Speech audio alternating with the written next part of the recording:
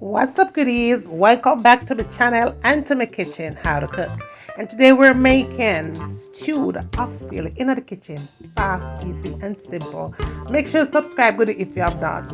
And turn on the post notifications so you won't miss any of the upload. And for all I'm returning goodie, on the don't know some love no, on the ready for cook. Well, come on, let's cook.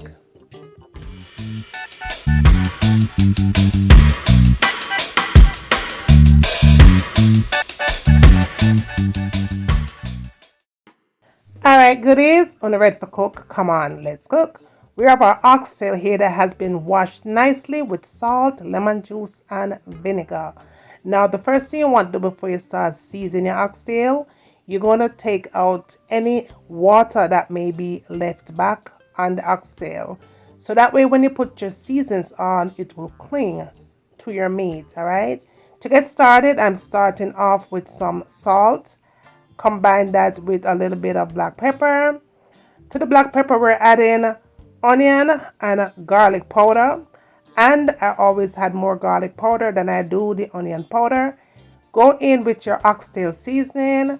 Any brand will do. For some of you guys, you want to either use some all-purpose seasoning of some sort. I did go in with 2 different all-purpose seasoning, including the Maggi all-purpose seasoning, just because, right? I definitely want to go in with some ginger to balance out all the spices. Of course, you want to add some allspice to it, or pimento seeds rather. And then to that, you definitely want to go in with some garlic. I'm using minced garlic here. You could use fresh, of course. All right.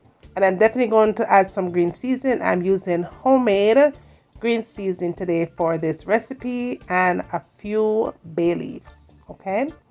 So that's what we're doing here. You want to give it some color, of course. So I'm using any regular browning. You could make your browning at home for sure. You don't have to use a bottle one if you don't like that. Give that season a good mix into the meat. Rub it all in, just like I'm doing here. Now, most of the time when I'm seasoning oxtails like this, after I've added all the spices, I usually go back in and add a little bit of browning as needed. Today I don't want to use too much browning, but we're just going to flow with whatever you like, right? Be sure that you add some paprika to your mix. The paprika doesn't really give it that much flavor, but it does give it an extra boost of color. So that's what I added to the oxtails here. Now I'm giving it a nice little mix, as you could see. I'm definitely going to be using my Faberware, otherwise known as your slow cooker. Alright, is what we're going to use to make this fast, easy, and simple. You can see how that is well seasoned and the meat is clinged on properly to the oxtail. I'm going to let it sit and marinate just for maybe a half an hour though, because it is going into the Faberware. Otherwise, you could season this overnight and cook it up the next day. But just be sure once you are going to do that, take it out of the refrigerator at least an half an hour earlier before you start cooking. All right, now as you can see, I have my meat in my Faberware here. Love my Faberware. I already told you guys. To the Faberware, I'm adding some water. I'm just going to bring the water up to a level. You'll see the measurements in the Faberware, but basically we don't want to cover over the oxtail. We just want the water and the oxtails to become at the same level. Tighten it up really good and then set it and forget it. Okay, it takes about 30 minutes to tenderize. While that is going in the Faberware, we're getting our other seasonings together. So here I have potatoes, which is totally optional, you guys. You don't have to use potatoes, but because I'm making stew today, I'm going to add the potatoes. The potatoes is going to thicken up also the gravy. And then I'm going to add some onions and bell pepper. We're adding tomato, definitely some scotch bonnet.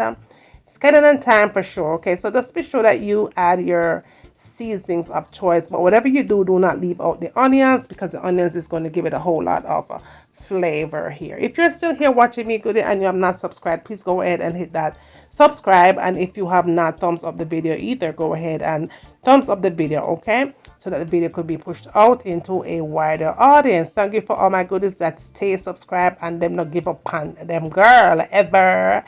All right, so now that that is cooked, 30 minutes later, that's what we have. It is very, very tender, as you could see. All right, I'm definitely going to be transferring the oxtail. Oh, look at that, already kind of falling off the bone already. This is all good. The Faberware is, it's tender after 30 minutes. But we are going to finish it on stovetop.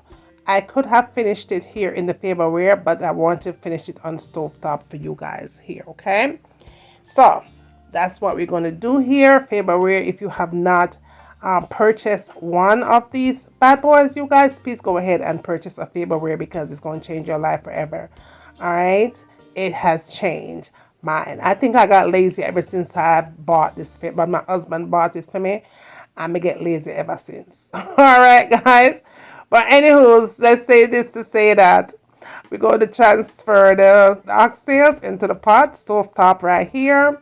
All right, nice and tender right here. So I have my fire at a medium heat. I do have some rice and peas and everything is going in the back. As you can see, your girl is cooking big. All right, it's Sunday. So we want to go ahead and add our seasons to that. Okay, remember we had done our potatoes, y'all. Just be aware that potatoes added to your oxtail is not really authentic, but it does thicken your gravy. You don't have to have the potatoes, you don't have to have carrot. Just make your kitchen your own when you cook.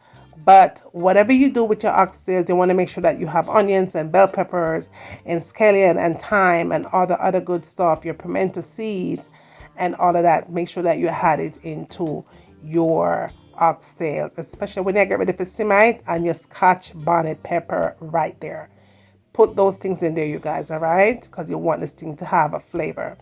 Now I did go in and add the butter beans because I love butter beans. The butter beans is authentic on your oxtail, but the potato is optional, right? But I still went ahead and added the butter beans. The butter bean is going to give it that authentic taste and flavor to my oxtail. I did go back and add some additional oxtail season on top of those veggies because you want those veggies to have flavor as well. And again, my fire here is still at a medium heat. Because I love ketchup, that is optional for you, but it's a must for me. In my Jamaican kitchen, I did go back and add just a little bit of ketchup to the butter beans.